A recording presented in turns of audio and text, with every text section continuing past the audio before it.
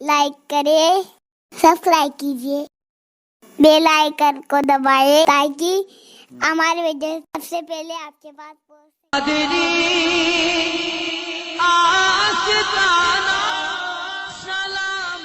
मखदूम साहब की शान तो ये है, मखदूम अशरफ जहांगीर समनानी रदी अल्लाह ताला हिंदुस्तान के औलिया में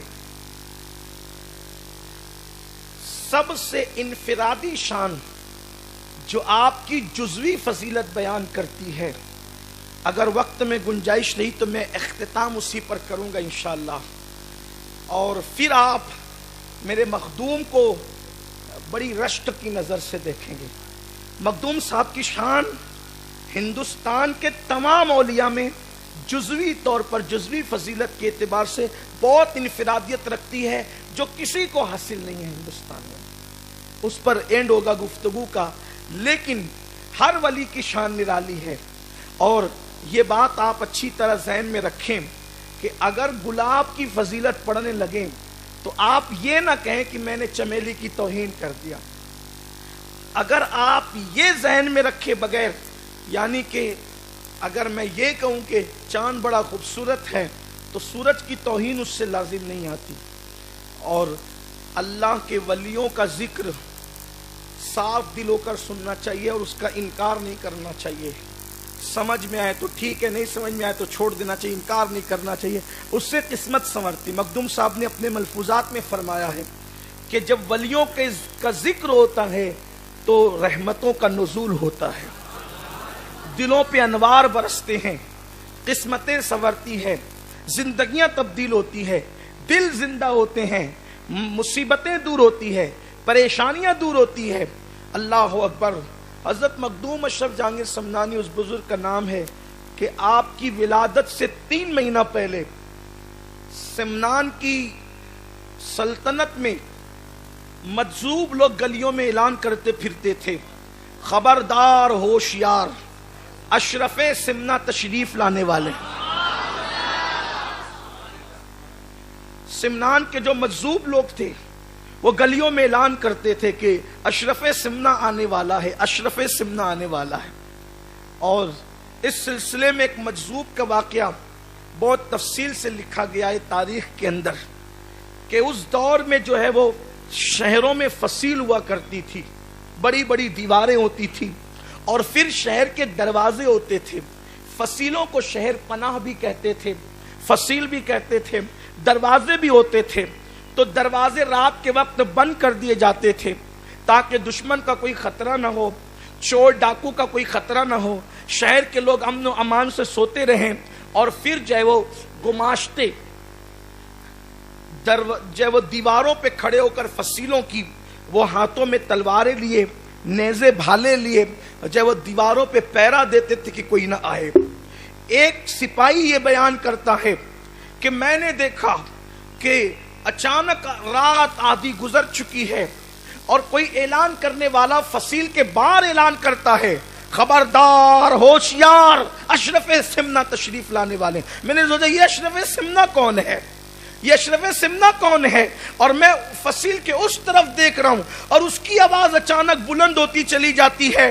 चूंकि फसील भी थी, उसको फलांगना आसान नहीं था क्योंकि फसील बहुत ऊंची ऊंची होती थी, उसको फलांगा नहीं जा सकता था, दरवाजे भी बंद थे। वो सिपाही कहता है कि मैं ये मंजर देख रहा था कि मैंने क्या देखा कि वो बाहर फसील की तरफ ऐलान करता है, मेरी पलक झपकती है, वही ऐलान शहर के अंदर से आवाज आती है। जब मैं शहर के अंदर देखता हूं तो मैं क्या देखता हूं कि जो बाहर ऐलान कर रहा था पलक के झपकते वो अंदर पहुंच गया है, दरवाजा भी बंद है, फसील भी है, वो अंदर है। जब मैंने उसको गौर से देखा वो कोई और नहीं था, हमारे सिमनान का सबसे बड़ा मजजूब, जिसको इब्राहिम मजजूब कहते थे, वही ऐलान कर रहा था। अशरफे सिमना आने वाले हैं। गली गली कुचे कुचे लोग हैरान थे, अशरफे सिमना कौन है, ये अशरफे सिमना कौन है। ये वही अशरफे सिमना है जिसके तस्करे समुंदर के अंदर भी होते हैं, जिसके तस्करे दरिया के अंदर भी होते हैं, जिसके तस्करे जंगलों में भी होते हैं, जिसके तस्करे बियाबानों में भी होते हैं। अल्लाह अकबर। ये अशरफे सिमना। और पैदा हुए वो सरकार का बचपन मैं बहुत पहले बयान कर चुका। फिर पैदा हुए قرأت سبا کے قاری بنائے گئے، 7 قرأتوں پر قرآن پڑھنا جانتے تھے مخدوم صاحب، اور 14 سال کی عمر میں پہنچتے پہنچتے سارے ظاہری علوم کے عالم ہو چکے تھے۔ 14 سال کی عمر میں پہنچنے سے پہلے حضرت خضر سے ملاقات ہو چکی تھی۔ خضر علیہ السلام آپ کی باطنی تعلیم کے لیے تشریف لاتے تھے۔ حضرت اویس قرنی کی روح آپ کی تربیت فرماتی تھی، صرف اشارے دے کر آگے بڑھنا ہے۔ روح اویس قرنی آپ کی تربیت فرماتی تھی۔ خضر علیہ السلام باطنی تعلیم کے لیے تشریف لاتے تھے۔ آپ غور کریں کہ یہ شان سب کو میسر نہیں ہوتی، ہر ولی شان والا ہوتا ہے، لیکن یہ شان سب کو میسر نہیں ہوتی۔ اور پھر حیرت کی بات یہ ہے کہ آدمی اگر لوم چلائے نا تو لوم چلاتے ہوئے انسان پنج گنج قادریہ بھی مکمل نہیں کر پاتا، اور مخدوم صاحب کی شان یہ ہے کہ حکومت سنبھالتے ہوئے بھی خضر علیہ السلام اور اویس قرنی کے دیے ہوئے اوراد و وظائف کی تکمیل کر رہے تھے۔ یہ کوئی کرامت سے کم نہیں ہے آپ کی کہ آپ جو ہیں اتنی عبادتیں کر رہے تھے، اس کا تذکرہ یہاں کرنے کی اس وقت گنجائش نہیں ہے کہ انہوں نے عبادتیں کتنی کہ تخت سلطنت سنبھالتے ہوئے، حکومت سنبھالتے ہوئے۔ اور آپ شاید اس بات کو سن چکے ہوں گے کہ جب چنگیزیوں نے حملہ کیا ہے تو اس وقت حضرت مخدوم صاحب کی عمر 15-16 سال کی صرف تھی۔ اس وقت آپ نے اپنے امیروں سے اور وزیروں سے جو ہے وہ مشورہ کیا کہ یہ حملہ کر رہے ہیں اور کوئی ان کے مقابلے میں ٹک نہیں سکا، پہاڑوں کی طرح یہ فوج لے کر کے آئے ہیں۔ تو لوگوں نے کہا کہ آپ جو ہے وہ کیا نظریہ رکھتے ہیں؟ وہ فرمایا کہ میں ان سے لڑوں گا۔ تو کہا کہ ٹھیک ہے، اگر آپ لڑیں گے تو ہم آپ کو مشورہ دیتے ہیں کہ فوج آپ روانہ کر دیں، لیکن آپ گھر میں بیٹھے رہیں، اپنے محل میں بیٹھے رہیں، آپ اپنا علاقہ سنبھالیں، فوج جا کر لڑے گی۔ تو مخدوم صاحب ان کے سامنے تقریر کرتے ہیں اور خطاب فرماتے، فرمایا کہ تم میری چھوٹی عمر پر مجھ پہ ترس کر رہے ہو، اور اسی لیے تم مجھے مشورہ دے رہے ہو کہ تم کو جا کر کے لڑنے کی ضرورت نہیں ہے، کیونکہ تم 15-16 سال کے، تم کھل کر نہیں کہہ رہے ہو، لیکن میری چھوٹی عمر پہ ترس کھاتے ہوئے تم کہتے ہو کہ آپ محل سنبھالے، فوج جا کر لڑے گی۔ کہا یہ ہمارے خاندان کی ریت کے خلاف ہے کہ خود تو گھر میں بیٹھے رہے اور فوج کو روانہ کرے۔ اللہ اکبر، میرے نانا کی سنت ہے، ہر جنگ میں مصطفیٰ جان رحمت آگے رہتے تھے اور لوگ پیچھے رہا کرتے تھے۔ گھر میں بیٹھنا ہمارا کام نہیں ہے۔ اور جہاں تک چھوٹی عمر کی بات ہے تو کربلا میں چھوٹی عمر والوں کی شجاعت کو لوگ دیکھ چکے ہیں۔ چھوٹی عمر میں دشمن کو شکست دینا یہ ہمارے خاندان کی ریت ہے، چھوٹی عمر میں لڑنا ہماری عادت ہے۔ لوگ 14-15 سال کے اشرف پہ رحم کر رہے ہیں، جنگ تو 6 مہینے کا علی اصغر بھی کر چکا۔ یا عمر نہیں دیکھی جاتی، جس دن پیدا ہوتے ہیں اسی دن شیر خدا ہوتے ہیں۔ آپ نے کہا بچپنے میں لڑنا یہ ہمارے خاندان کی ریت ہے، مجھ پہ رحم مت کرو 15-16 سال کی عمر دیکھ کر، چلو میں خود چلوں گا۔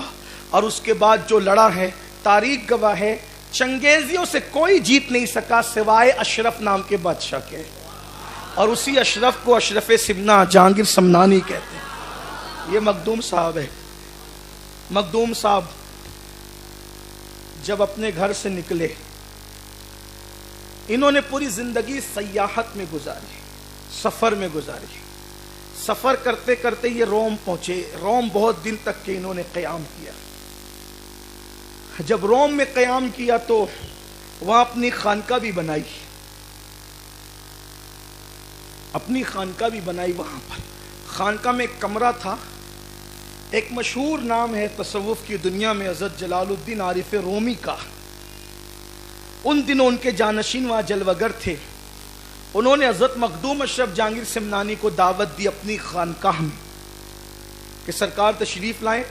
اور جب چونکہ اس دور کا بھی یہ رواج تھا اور آج بھی کچھ حد تک یہ رواج موجود ہے کہ جب ہم شیوخ کو، مشائخ کو، علماء کو، اولیاء کو اپنے گھر مدعو کرتے ہیں تو پھر تنہا ان کو دعوت نہیں دیتے، بلکہ کئی معزز لوگوں کو بھی مدعو کرتے ہیں کہ ان کے ساتھ اوروں کی بھی دعوت ہو جائے۔ تو مخدوم صاحب کو جب انہوں نے دعوت دی تو جو روم کے شیخ الاسلام تھے، رومی شیخ الاسلام اس کو کہتے ہیں کہ جو اس دور کے اہل علم میں بڑا بلند مقام رکھتا ہو، بہت زیادہ اس کی علمی صلاحیت بہت زیادہ ہو، اس کو شیخ الاسلام کا مطلب ہوتا ہے اسلام کا شیخ، بہت علم والے کا خطاب اس کا لقب ہوتا ہے، جس کے علم کو بہت بے مثال لوگ پاتے ہیں، علم حدیث، علم فقہ، اور جو اس کو اللہ تعالیٰ بڑا درک عطا کرتا ہے علم دین کے معاملے میں، تو اس کو شیخ الاسلام کا لقب دیتے ہیں۔ جیسے کہ اب شیخ الاسلام کا منصب کیا ہوتا ہے، آپ اس کو صرف اتنا سمجھنے کے لیے سمجھ لیں کہ بابا فرید الدین گنج شکر کے دور میں شیخ الاسلام کا لقب بابا فرید کو دیا گیا تھا۔ حضرت نظام الدین اولیاء کے دور میں شیخ الاسلام کا لقب حضرت نظام الدین اولیاء کو دیا گیا تھا۔ حضرت خواجہ عثمان ہارونی کے دور میں شیخ الاسلام کا لقب حضرت جو ہے وہ خواجہ عثمان ہارونی کو دیا گیا تھا۔ یعنی آپ سمجھ سکتے ہیں کتنا بڑا منصب ہے یہ شیخ الاسلام کا لقب اور منصب۔ تو روم کے جو شیخ الاسلام تھے، عارف رومی کے سجادہ نشین نے ان کو بھی مدعو کیا کہ ہم مخدوم اشرف جہانگیر سمنانی کو ہم نے مدعو کیا ہے اپنی خانقاہ میں، آپ بھی تشریف لائیں۔ اب یہ شیخ الاسلام صاحب بھی تشریف لانے والے تھے، تو انہوں نے جیسی دعوت ملی تو انہوں نے مائنڈ بنایا کہ سنا ہے کہ اشرف سمنا بڑے علم والے ہیں، تو جب دعوت میں یہ آئیں گے تو میں ان سے ایسا سوال کروں گا کہ یہ جواب نہیں دے پائیں گے۔ اصل میں کیا ہے کہ خدا جب حسن دیتا ہے تو نزاکت آئی جاتی ہے، تو جب اللہ تعالیٰ علم دیتا ہے تو کبھی کبھی ایسا ہوتا ہے نا کہ خمار علم آدمی پر جب چھا جاتا ہے تو پھر کبھی کبھی اس کو کچھ نظر نہیں آتا۔ بے چین نواب درود شریف پڑھیں، میری بات سنیں آپ لوگ۔ رب صلی وسلم دائما ابدا علی حبیبک خیر الخلق کل۔ میری طرف توجہ فرمائیں، میں بہت قیمتی بات کر رہا ہوں، اپنے آقا کا ذکر کر رہا ہوں۔ تو روم کے شیخ الاسلام نے سوچا کہ جب اشرف سمنا آئیں گے تو اس وقت جو ہے وہ ہم ان سے ایسا سوال کریں گے کہ وہ اس کا جواب نہ دے سکے۔ انہوں نے مائنڈ سیٹ کر لیا، اور جو دل و دماغ میں سوال یہ بہت مشکل سے مشکل، شیخ الاسلام صاحب بہت مشکل سے مشکل جو سیٹ کر سکتے تھے انہوں نے سیٹ کیا۔ حضرت تشریف لائے، جیسے ہی حضرت خانقاہ میں داخل ہوئے تو پہلے سب لوگ آ چکے تھے۔ جب خانقاہ میں حضرت نے قدم رکھا تو جو روم کے شیخ الاسلام تھے انہوں نے کیا دیکھا، اشرف سمنا کے جسم سے ایک وجود نکلا بالکل ان کے ہم شکل، وہ ایک جگہ کھڑا ہو گیا، پھر دوسرا نکلا، پھر تیسرا نکلا، پھر چوتھا نکلا، پھر پانچواں نکلا، حتیٰ کہ 100 وجود نکلے اور مخدوم صاحب کے دائیں بائیں کھڑے ہو گئے۔ جیسے ہی حضرت کو دیکھا تو عارف رومی کے جو سجادہ نشین تھے، صاحب مثنوی کے جو سجادہ نشین تھے، وہ سر و قد اٹھ کر کے کھڑے ہوئے، اور کھڑے ہو کر کے بہت بڑے تخت پر لے جا کر کے ان کو بٹھا دیا۔ اور جب لے کر کے جا کے بٹھایا تو یہ شیخ الاسلام صاحب تو دیکھ رہے تھے کہ ایک اشرف سمنا تھے، یہاں تو 100 ہو گئے ہیں۔ سرکار اشرف سمنا بیٹھے تخت پر، اور بیٹھ کر کے شیخ الاسلام کی طرف نگاہ اٹھا کر کہتے ہیں، شیخ صاحب یہ ان میں سے جس سے مشکل سوال کرنا چاہتے ہو، کس اشرف سے پوچھنا ہے ذرا پوچھ لو۔ آپ بڑا مشکل سوال کرنا چاہتے تھے تو ذرا سا پوچھو کس اشرف سے پوچھنا ہے۔ وہ تو دیکھ رہے تھے یہاں تو ایک نہیں بلکہ 100 اشرف ہے، تو اب ان کی حالت خراب ہو گئی کہ ہم تو گھر سے پلان بنا کے آئے تھے کہ بڑا مشکل سوال کرنا ہے، لیکن یہاں تو ایک اشرف نہیں بلکہ یہ آپ کی کرامت تھی۔ اللہ اکبر، 100 وجود نکلے۔ معاذ اللہ میں کوئی آوا گون یا میں کوئی اور بات نہیں کر رہا ہوں، لیکن اللہ اکبر یہ آپ کی کرامت ہے، اس لیے کہ ولیوں کی کرامت ہے، سرکار غوث پاک کی بھی کرامت ہے۔ گئے ایک وقت میں 70 مریدوں کہ یہاں آقا سمجھ میں آ نہیں سکتا معمہ غوث اعظم کا، تو اللہ اکبر میرے پیارے آقا صلی اللہ علیہ وسلم کے پیارے دیوانوں، اس وقت جو ہے وہ شیخ الاسلام صاحب بے چین ہو گئے، تڑپ گئے، پریشان ہو گئے، اور پھر انہوں نے عارف رومی کے سجادہ نشین کو پکڑا اور پکڑ کر کے کہنے لگے کہ حضرت آپ وسیلہ بنے اور معافی کا کوئی انتظام کریں. پھر اس کے بعد عارف رومی کے سجادہ نشین کو لے کر گئے, کہا کہ حضرت میں سمجھ نہیں پایا تھا آپ کی شخصیت کو, مجھے معاف فرما دے. فرمایا خیر ہے کہ تم نے عارف رومی کے سجادے کو وسیلہ بنایا, ورنہ ہم تمہاری حیثیت بتاتے تھے کہ تمہاری حیثیت کیا ہے. تو میرے پیارے آقا علیہ السلام کے پیارے دیوانوں, سرکار مخدوم صاحب کی شان یہ. گفتگو سمیٹتے ہوئے, مخدوم صاحب کی ہندوستان میں انفرادی شان یہ ہے کہ مخدوم اشرف صرف ایک واسطے سے رسول اللہ کے خلیفہ ہوتے ہیں, صرف ایک واسطے. یہ ایک انفرادی شان ہے آپ کی کہ مخدوم صاحب اور رسول اللہ کے درمیان صرف ایک فاصلہ ہے, بس ایک شخصیت ہے. اس کی تفصیل یہ بیان کی جاتی ہے, مخدوم صاحب نے اپنے مکتوبات میں خود لکھا ہے. دیکھیں, غریب نواز ہندوستان کے بادشاہ ہیں اور ان کی کوئی مثال ہندوستان میں نہیں ہے. مفہوم مخالفہ مراد قطعی نہیں لے سکتے. اور غریب نواز کے غلاموں کے غلام ہے مخدوم صاحب, قطب الدین بختیار کاکی کے غلاموں کے غلام ہے مخدوم صاحب, نظام الدین اولیاء کے غلاموں کے غلام ہے مخدوم صاحب. وہ لوگ بہت اعلیٰ ہیں اور آقا ہیں مخدوم صاحب کے, لیکن قدرت کے فیصلے ہیں. قدرت جس کو جو چاہے وہ نعمت عطا کر دے. یہ فیصلے قدرت کے ہیں, جس کے نصیب میں جو لکھا ہوتا ہے عطا کرتے ہیں. اس سے کبھی یہ ثابت نہیں ہوتا کہ وہ افضل ہو گیا اور وہ افضل ہو گیا, یہ کبھی ثابت نہیں ہوتا. اور یاد رکھیں, فتاوی رضویہ شریف میں امام اہل سنت نے لکھا ہے کہ اولیاء کے درمیان اپنی اٹکل سے کہ یہ افضل ہے اور یہ افضل ہے, یہ اٹکل سے باتیں کرنا یہ تباہی کا ذریعہ ہے, کبھی کبھی ایمان جانے کا بھی خطرہ ہے. یہ بڑی بدبختی ہے. اس لیے تقابل نہیں کر رہا ہوں, غلام اور آقا میں کوئی تقابل نہیں ہو سکتا, لیکن چونکہ آپ کی شان بیان کرنے بیٹھا ہوں تو یہ شان اللہ نے آپ کو دی ہے کہ کئی آپ کے سلاسل ہیں, آپ کو کئی سلسلے سے خلافت ہے, جیسے چشتیہ نظامیہ کی خلافت آپ کو ہے, اسی طریقے سے سلسلے قادریہ کی خلافت آپ کو حاصل ہے. اور بلکہ یہ جو اویسی سلسلہ ہے اس میں بھی رسول اللہ, حضرت اویس قرنی اور پھر مخدوم صاحب, یہ ایک سلسلہ ہے. یہ تو اویسی سلسلہ ہے. اس کے سوا ایک اور سلسلہ ہے جس میں مخدوم صاحب اور رسول اللہ کے درمیان ایک فاصلہ ہے بس, اور وہ ہے صحابی رسول. یعنی مخدوم صاحب ڈائریکٹ صحابی رسول کے خلیفہ ہیں, اور حالت خواب میں نہیں, حالت روحانیت میں نہیں, بلکہ حقیقت میں وہ صحابی کے خلیفہ ہیں. اور اس صحابی کا نام ہے ابو الرضا بابا رتن ہندی رضی اللہ تعالیٰ. یہ بابا رتن ہندی کون ہے؟ اب پہلے تھوڑا سا ان کا تعارف آپ دیکھ لیں. ان کی صحابیت پر لوگوں نے کلام کیا ہے, لیکن میں کلام نہیں کرتا, جراح کی بات نہیں کرتا. مخدوم صاحب نے ان کو صحابی لکھ دیا, میرے لیے اتنا کافی ہے. پھر مخدوم صاحب کے بعد علامہ عبد الرحمن جامی نے بھی ان کو صحابی لکھا, یہ بڑی اس پہ دلیل ہے. پھر اس کے بعد ابن حجر نے ان کو صحابی لکھا, یہ اس پہ اور بھی دلیل ہے. امام اسقلانی نے صحابی لکھا, یہ بھی اس پہ دلیل ہے. پھر اس کے بعد دور حاضر کے ہمارے بہت بڑے محقق علامہ فیض احمد اویسی رحمۃ اللہ علیہ نے ان کو صحابی رسول لکھا.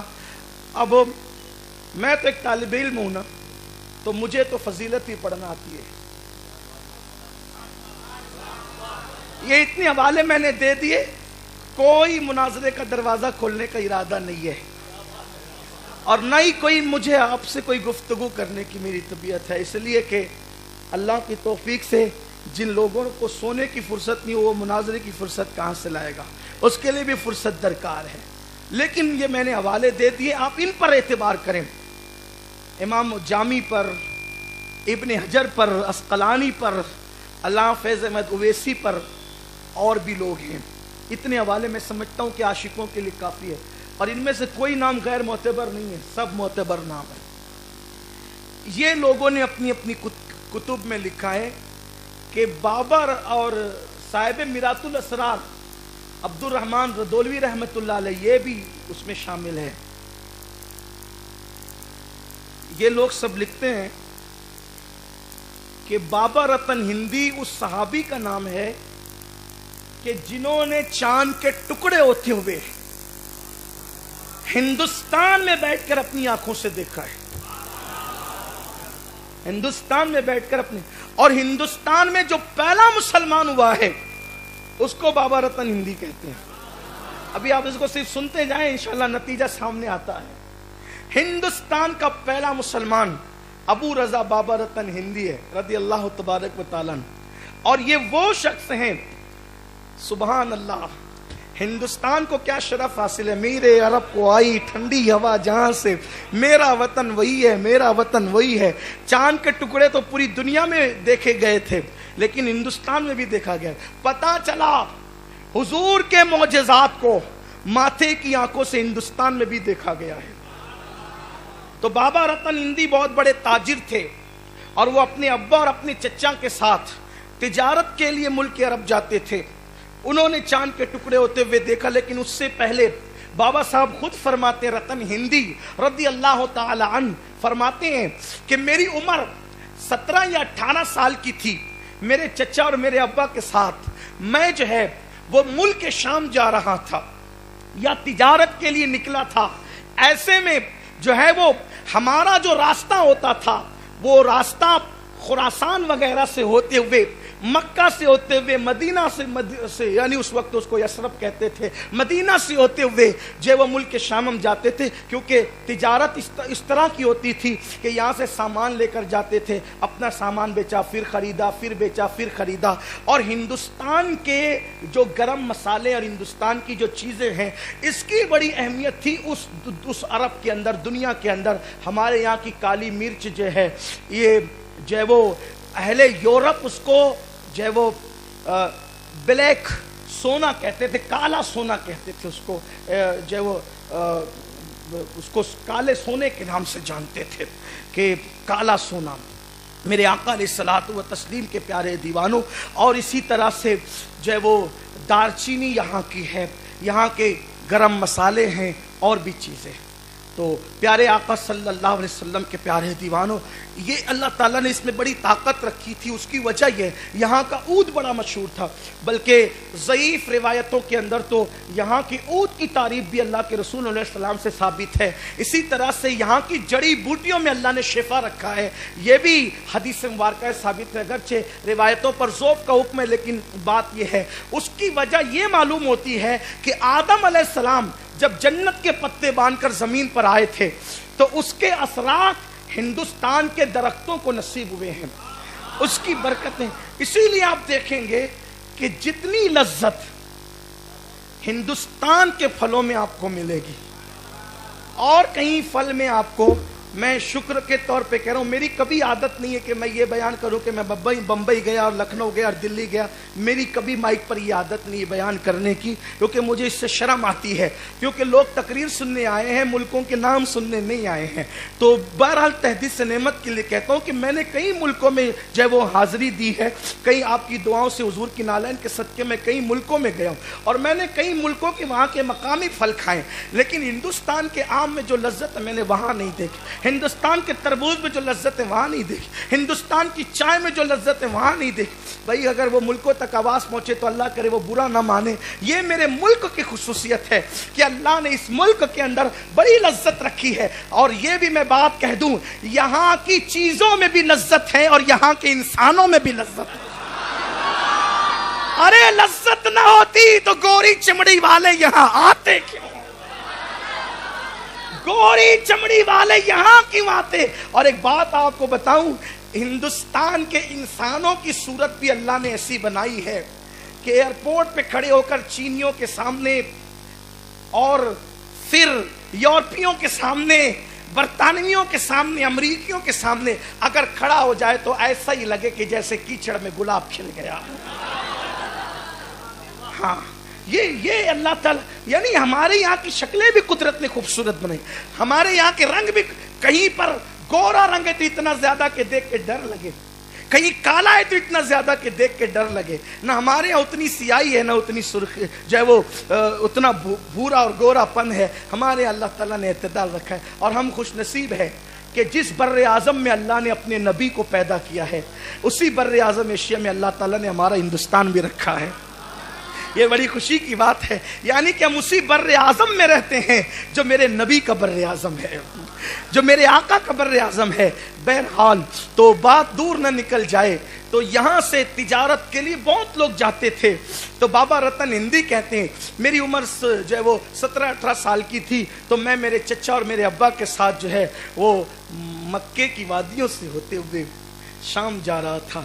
میں نے دیکھا ایک چاند سا پیکر، میں نے دیکھا۔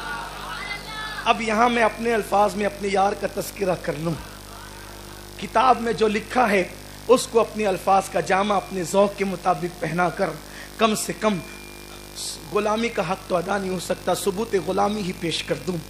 بابا رتن ہندی کہتے ہیں میں نے دیکھا کہ ایک ننھا سا وجود چاند سا پیکر، ایسا لگتا تھا جیسے آسمان کا چاند زمین پہ اتر آیا ہوا، یا یوں لگتا تھا جیسے سورج نے اپنی کرنوں کو سمیٹ کر زمین پر قدم رنجائی کی ہو، یا ایسا لگتا تھا جیسے شاہکار قدرت یا حسن جنت سمٹ کر کسی ایک پیکر میں جمع ہو گیا ہو، یا ایسا لگتا تھا جیسے ستاروں کی انجمن زمین پر آ گئی ہو، یا ایسا لگتا تھا جیسے حسن کی ملکہ نے اپنے پورے پروں کو سمیٹ کر کسی وجود کے اندر جو ہے خامہ فرسائی کر لی ہو، یا ایسا لگتا تھا جیسے کسی بہت بڑے باغ میں کسی گلاب نے ابھی ابھی مسکرایا ہو، کوئی کلی ابھی ابھی مسکرائی ہو، کیا کہوں اس کو، بلکہ یوں لگتا تھا جیسے عرش فرش پر آ گیا ہو، لیکن وجود بڑا ننھا سا تھا، وجود بڑا چھوٹا سا تھا، اس کے آگے آگے بکریاں تھی اور اس کے ہاتھ میں ڈنڈا تھا، وہ ایک عصا لے کر کے جو ہے وہ بکریوں کی طرف چل رہا تھا۔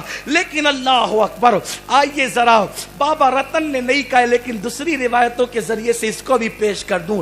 جب میرے نبی بکریاں چراتے تھے، ہر چرواہا جب بکری چراتا ہے تو کبھی بکری کے ادھر پیچھے بھاگتا ہے، کبھی ادھر پیچھے بھاگتا ہے، بکری ادھر کو جاتی ہے، کبھی ادھر کو جاتی ہے، کبھی ادھر کو جاتی ہے، وہ ڈنڈے سے ادھر ادھر کرتے رہتا ہے۔ مگر قربان جائیں جب نبی بکری لے کر جاتے تھے تو نہ بکری ادھر جاتی تھی نہ بکری ادھر جاتی تھی، بکریاں قطار میں چلتی تھی اور بتاتی تھی جس کی اتباع صدیق و فاروق پر واجب ہونے والی ہے، آج اس کی اتباع کر کے بتا رہے ہیں، آج اس کی اطاعت کر کے بتا رہے ہیں کہ جانور بھی اس کے فرما بردار ہے۔ وہ بکریاں کتنی خوش نصیب تھی جو آمنہ کے لال کی آگے پیچھے چلتی تھی۔ اسی لیے کوئی عاشق کیا کہیں بلکہ کوئی طبیعت کا پاگل یوں تمنا کرنے لگتا ہے اللہ اکبر، اور اللہ کرے کہ اس کی تمنا قبول تو نہیں ہو سکتی، لیکن اس بڑھیا کی طرح جو یوسف علیہ السلام کو خریدنے کے لیے گئی تھی، ایک لٹی لے کر کے کہا بڑی بھی خرید بھی سکیں گی، کہا مجھے پتہ ہے اپنی اوقات خرید نہیں سکتی لیکن یوسف کے خریداروں میں نام لکھوانا ہے۔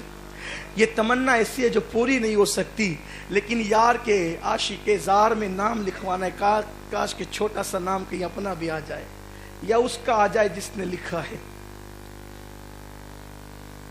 بڑی اچھوتی تمنا لگتی ہے لیکن سننے والوں کو کسی پاگل کی بڑھ بھی لگتی ہے۔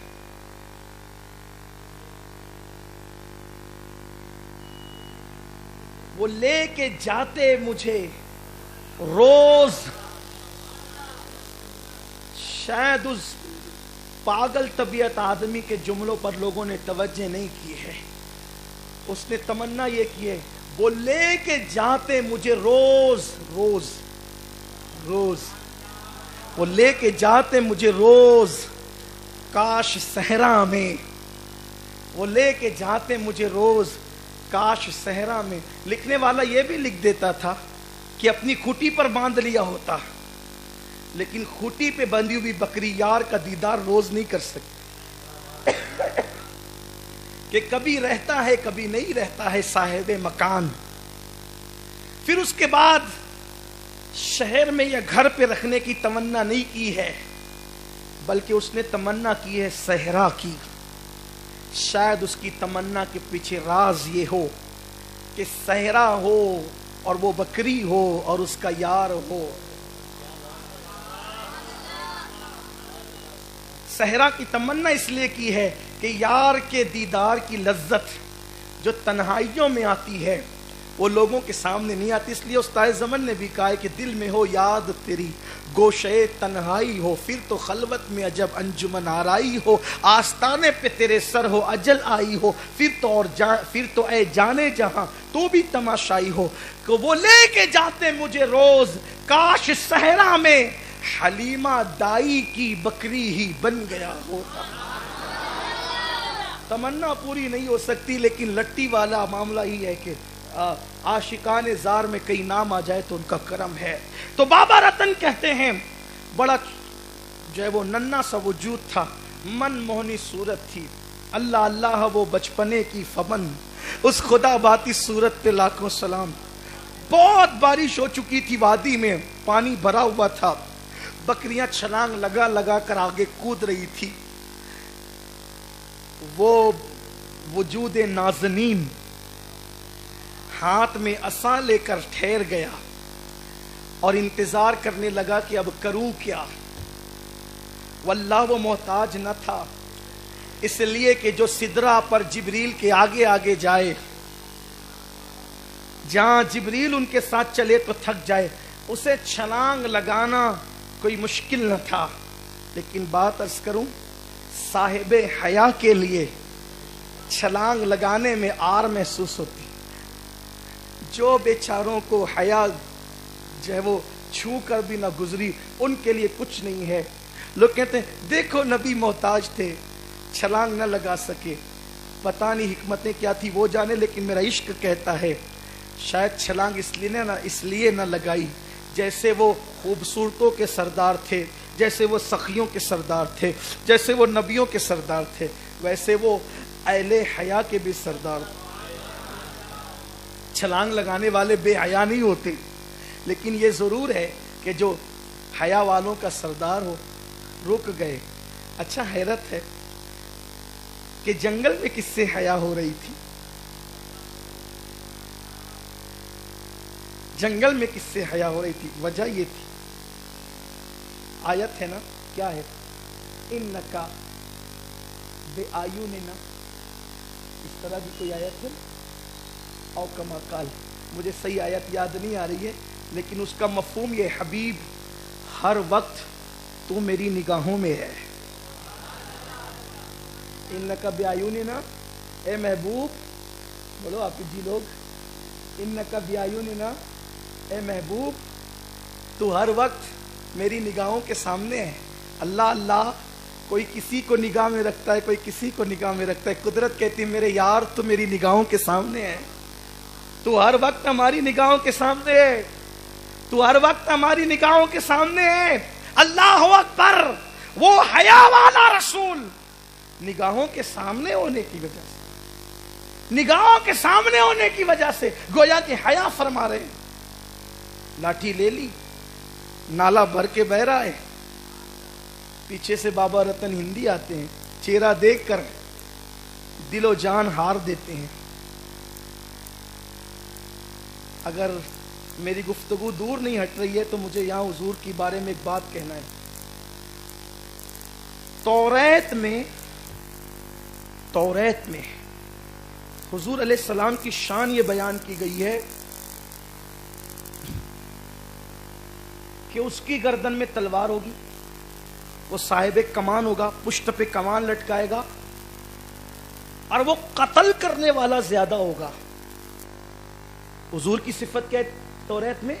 توجہ آپ کی, بہت خاص بات کہنے چلا ہوں. وہ قتل کرنے والا بہت زیادہ ہوگا, بہت زیادہ قاتل ہوگا وہ. حالانکہ حضور کی پوری سیرت پڑھو تو سوائے ایک کہ حضور نے پوری زندگی میں کسی کو قتل نہیں کیا. اور توریت میں ساری صفاتیں, خوبصورت ہوگا, آنکھیں ایسی ہوگی, وجود ایسا ہوگا, لیکن ایک بات یہ کہ وہ بہت زیادہ قتل کرنے والا ہوگا. تو ہمارے بزرگوں نے اس کی تشریح یہ کی ہے کہ بہت زیادہ قتل کرنے کا مطلب یہ ہے کہ اپنے حسن سے وہ لوگوں کے دلوں کو قتل کرے گا,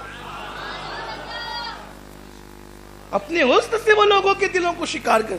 یہی تو سب قتیل کے بیٹھے ہیں نا.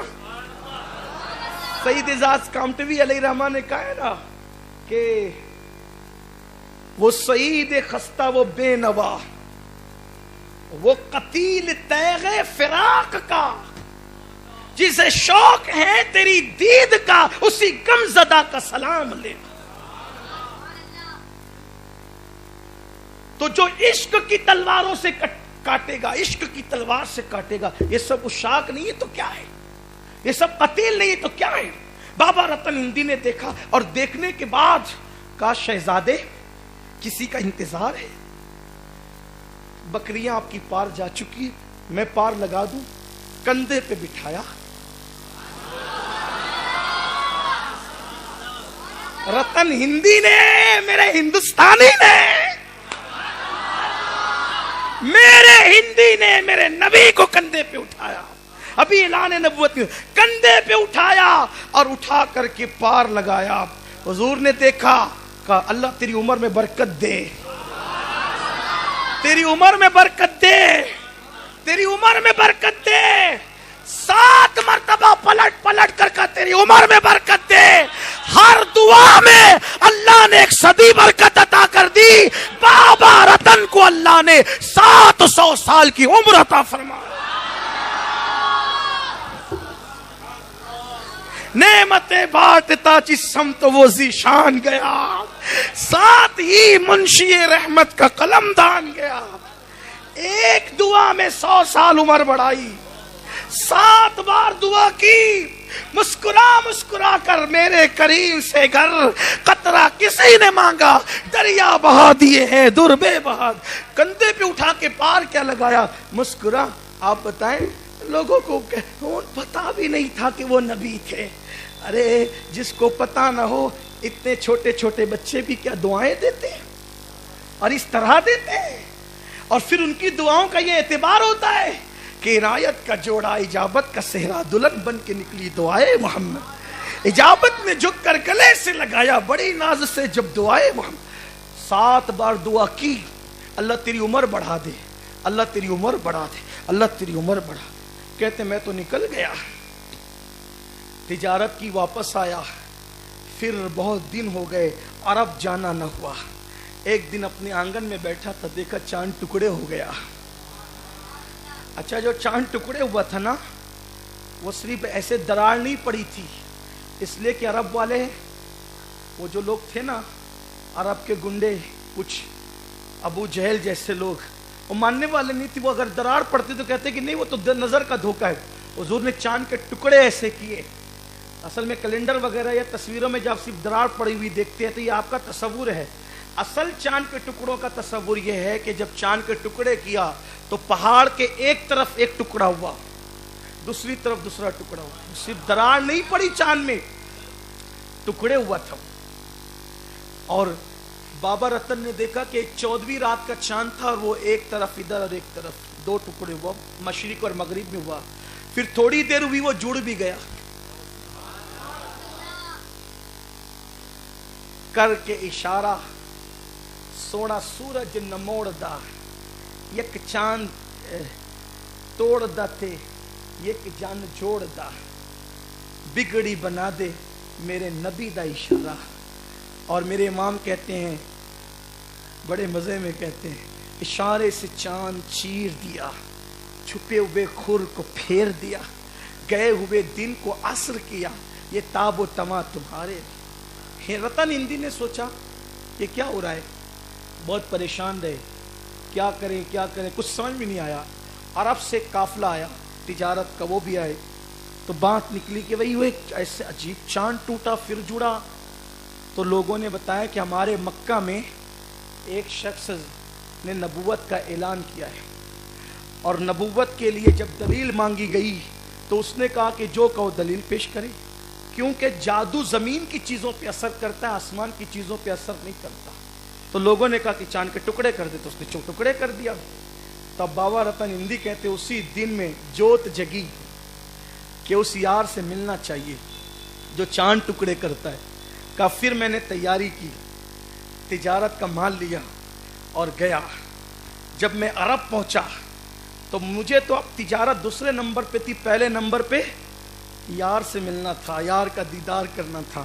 میں گیا تو دیکھا کہ روتب سمجھتے، جو کچی تازہ کھجوریں ہوتی ہیں نا اس کو روتب کہتے ہیں، جس میں عام طور پہ مسجد نبوی میں جس سے افطار ہوتی ہے تازہ रूतब भर के पड़ी हुई थी उनके सामने, और मैं गया, जा कर के बैठा।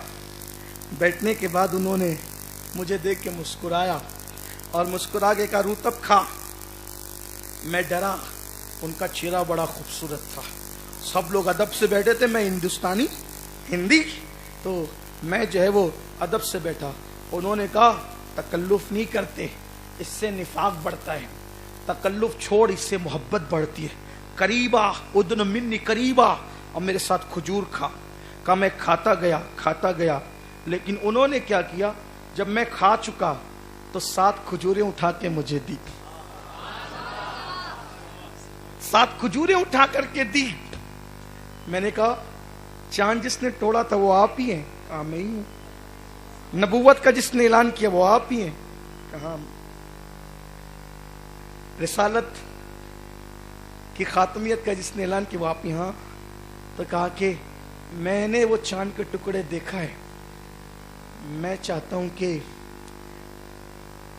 कोई मौजज़ा मुझे दिखाएं, ताकि यहां बैठकर आपके सामने भी मौजज़ा देखो। हुजूर ने मुझे पहचाना नहीं, मुझे पहचाना नहीं, का नहीं पहचाना। तो कहा कि बारिश हुई थी ताइफ की वादियों में, तुम किसी के साथ जा रहे थे? हाँ। एक छोटा नहीं अस्तगफिर, नन्ना सा वजूद देखा था, बकरियां चरा रहा था, और तूने उसको पार लगा दिया था। उसने 7 बार तुझे दुआएं दी थी। हाँ हाँ। वो कौन था? मैं ही तो था। जा, 700 साल तक तू जिएगा। उस वक्त 7 मरतबा दुआएं दी थी, इधर 7 खजूरें अता फरमाई। 7 खजूरें दी, उधर 7 दुआएं दी। अल्लाह अकबर कहा कि फिर मैं मिला, हाथ बढ़ाया, मुसलमान हुआ, और फिर उनसे मिलकर चला गया। फिर पूरी जिंदगी मुलाकात न हुई। उन्होंने मुझे अपना जुब्बा दिया था, उन्होंने मुझे अपना जुब्बा दिया था। 700 साल तक जुब्बा ले लेके फिरता रहा। कितने बड़े बड़ों से मुलाकात हुई, नहीं दिया। आरिफ मिले, आबिद मिले, कुतुब मिले, अब्दाल मिले, अगवास मिले, रिजालुल गैब मिले, सब मिले, किसी को नहीं दिया वो जुब्बा। 700 साल की उम्र हो गई, जिंदगी के आखिरी अय्याम आ गए। हत्ता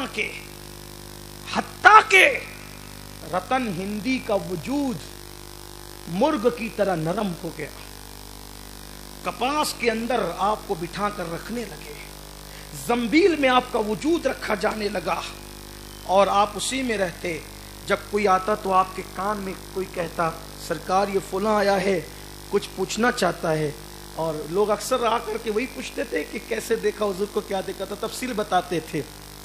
अलाउद्दौला समनानी के साथ सरकार मखदूम अशरफ जहांगीर सिमनानी का सफर बठिंडा हुआ।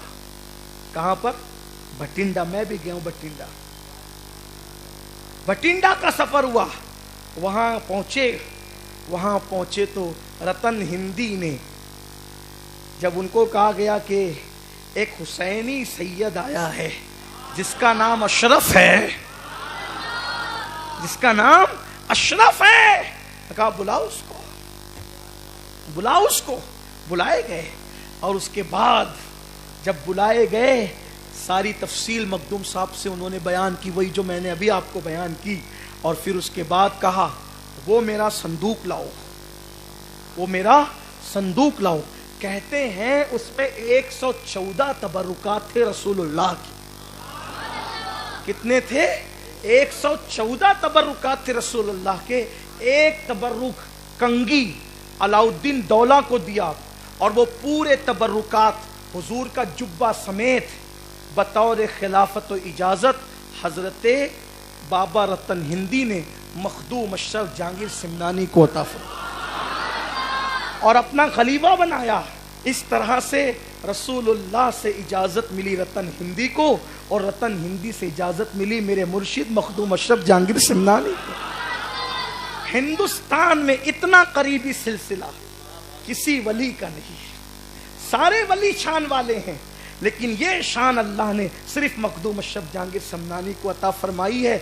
ये एक सिलसिला है, और इस एतबार से हजरत मखदूम अशरफ जहांगीर समनानी ताबई होते हैं, क्योंकि जिसने सहाबी की ज़ियारत की है उसको ताबई कहते हैं, और ताबई होने का शरफ हजरत सैयदना मखदूम अशरफ जहांगीर समनानी को है। एक और बुजुर्ग भी ताबई हैं जिनको ताबई कहा जाता है, वो है हजरत सैयदना सैयद बदिउद्दीन जिंदा शाह मदार रहमतुल्लाह अलैह। उनको भी लोग ताबई में शुमार करते हैं।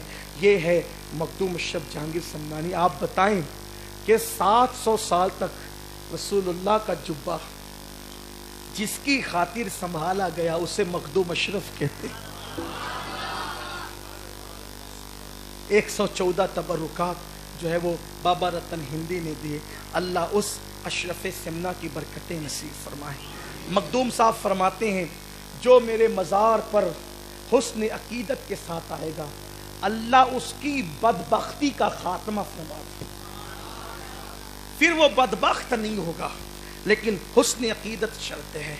और फरमाते हैं कि जो मेरे सिलसिले से मुत्तसिल होगा, सरकार मखदूम साहब फरमाते हैं, जो मेरे सिलसिले से मुत्तसिल होगा अल्लाह तबारक व ताला उसको ईमान पर खात्मे की दौलत नसीब फरमाए।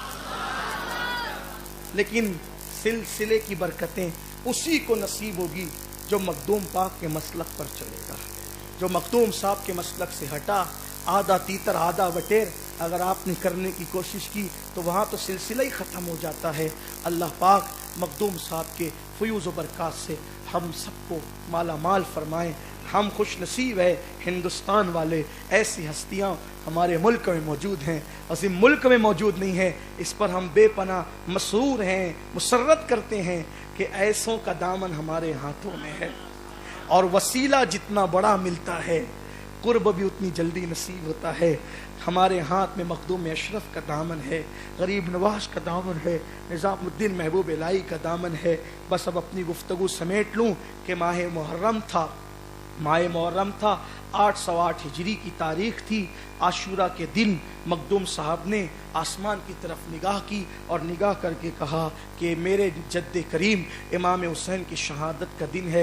मेरी तमन्ना है कि काश यही महीना मुझे भी नसीब हो जाए यार के लिक़ा के लिए। बस ज़बान से ये जुमले निकलने थे, तबीयत में अलालत आ गई, तबीयत में अलालत आई। फरमाया, मैं चाहता हूँ कि मेरी निगाहों के सामने मेरी कब्र खोदी जाए, और लहद तैयार की गई। आपने लहद में बैठकर एक किताब लिखी जिसको रिसाले कबरिया कहते हैं। बड़ी पुरकैफ वो किताब है, उसमें बड़ा सोज है, बड़ी लज्जत है। उसमें नसीहतें लिखी है, मखदूम साहब ने खुद लिखी है कि राफजियों से दूर रहना, शियों से महफूज रहना, और सिद्दीक़ अकबर, फ़ारूक़ आज़म, उस्मान गनी, मौला अली, इन सब की खिलाफत अलग तरतीब है। यानी अपना जो अकीदा था वो आपने लिखा क़ब्र अनवर के अंदर बैठ कर विसाल से पहले, और उसके बाद जो है वो फिर 28 मुहर्रमुल हराम को आप जो है इस दुनिया से कूच कर गए। मखदूम साहब रहमतुल्लाह अलैह ने जो है वो आपका जो पानी है ना, पानी शरीफ, अल्लाह ताला ने उस पानी में शिफा। और हज़रत शेख अब्दुल हक मुहद्दिस देहलवी फरमाते हैं, जिन्नात को भगाने के लिए, ये शेख अब्दुल हक मुहद्दिस देहलवी लिखते हैं, जिन्नात को भगाने के लिए मखदूम पाक का नाम जितना मौसिर है, इतना मौसिर नाम बहुत कम लोगों का देखा गया है। और यहाँ तक के भी हमारे बुजुर्गों ने फरमाया, अगर कोई चिराग मखदूम साहब के आस्ताने पर सिर्फ 40 दिन तक जल जाए, सिर्फ 40, तो जो बरकतें उनके रोज़े से लोग हासिल करते हैं वही बरकतें उनकी चौखट पे जले हुए चिराग से भी लोगों को मिल जाती हैं। ये कितनी बड़ी बात है, ये बरकतें हैं। और आज उनके विसाल की शब है, 28वीं शब है। अल्लाह ताला से दुआ है अल्लाह उनके सदक़े हमारी तकदीरें संवार दें। मुस्तफा